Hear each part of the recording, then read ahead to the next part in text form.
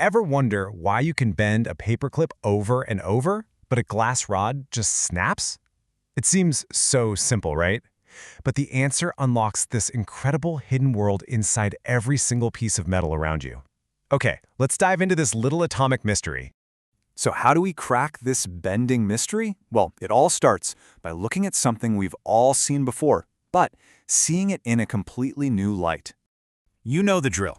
On one side, a steel paperclip, you can bend it no problem. On the other, a glass rod that just shatters. So what gives?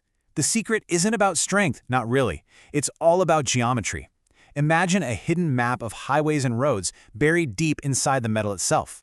To really understand bending, we need to zoom in. I mean, way in. We're about to reveal the invisible infrastructure that lets a solid piece of metal flow, almost like it's a super thick liquid. And here it is. This is the big aha moment. When you bend metal, you're not actually stretching the atoms apart. Instead, you're causing entire layers of atoms to slide over one another, kind of like sheets of paper shuffling. This is the key. If those layers can slide, the metal bends. If they get stuck, it snaps. Here's the absolute best way to picture this. Imagine a deck of cards. If you push straight down on top, nothing happens, right? It's solid. But if you just nudge it from the side, the cards slide past each other effortlessly.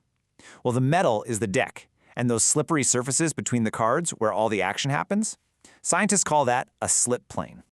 All right, let's put an official name to this whole setup. It's called a slip system, and it's really just made of two simple parts. You've got the slip plane, which is the flat surface the atoms slide on. Think of that as the highway itself. And then you've got the slip direction, which is the specific path they take. Those are the lanes on the highway. See? You need both a highway and lanes for the traffic to flow smoothly. So what's the gas pedal that gets these atoms moving down the highway? It's a special kind of push called shear stress. The easiest way to think about it is that you can't just pull on the metal any old way and expect it to work. You have to push at just the right angle to get those layers to slide, just like how you have to nudge that deck of cards from the side. The angle, the geometry, it's everything. So, here's the most crucial point. Not all metals are built the same way. Their internal highway systems can be completely different, and that's what makes some metals soft and others incredibly tough. Let's take a look at the three main traffic systems you'll find. First up, you've got face-centered cubic metals, or FCC for short. Think of things like gold and aluminum. The reason they're so soft and easy to work with is simple. They have 12 different slip systems.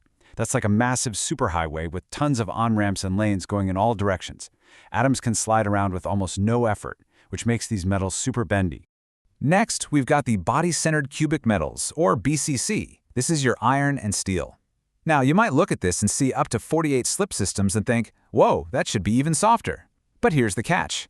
The atoms aren't packed together as tightly. The roads are bumpy. So instead of a smooth slide, the atoms kind of have to twist and roll over each other. It's less of a superhighway and more like a huge network of off-road trails. There are tons of paths, but the journey is a lot rougher.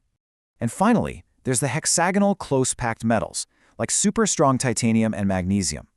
Their atomic structure is like a city with only one-way streets and tons of restrictions.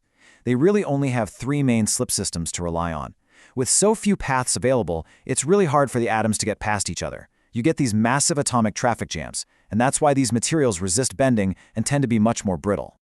Now, I know this sounds like fascinating theory, but this isn't just an abstract idea.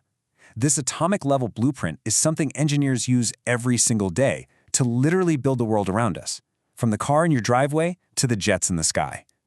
This table right here is the ultimate blueprint. It breaks down the simple math for us. The number of highways times the number of lanes per highway gives you the total slip systems. You can see the 12 smooth ones for FCC, a really versatile 48 for BCC, and then that very restrictive 3 for HCP. This simple chart is the playbook engineers use to build our modern world. And here is the real-world payoff. Why are car crumple zones made of steel and aluminum? Because they're BCC and FCC metals with tons of atomic highways. They are literally designed to bend and absorb the energy of a crash, which keeps the passenger safe. And why are parts on a fighter jet made of titanium alloys? Because they're HCP with very few highways. They have to resist bending and hold their shape under incredible stress.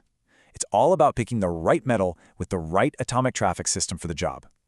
So, After touring these atomic superhighways, bumpy off-road trails, and dead-end streets, we arrive at a single, really powerful conclusion. It all comes down to this one simple rule. A material's ability to bend without breaking is dictated completely by its atomic highways. The more roads there are for atoms to slide along, the more that metal can bend. It's really as simple as that. Okay, so we know atoms slide on these highways, and that's what allows for bending. But that brings up a brand new question, doesn't it? What's really happening when you take that paperclip and bend it back and forth over and over again? What's going on down on those highways when millions of atoms start crashing into each other, creating the ultimate atomic gridlock? Well, that atomic traffic jam is exactly what we're going to explore next time, when we dive into a phenomenon called work hardening. We'll explain exactly why that second or third bend is always the one that makes the paperclip finally snap. Thanks for tuning in.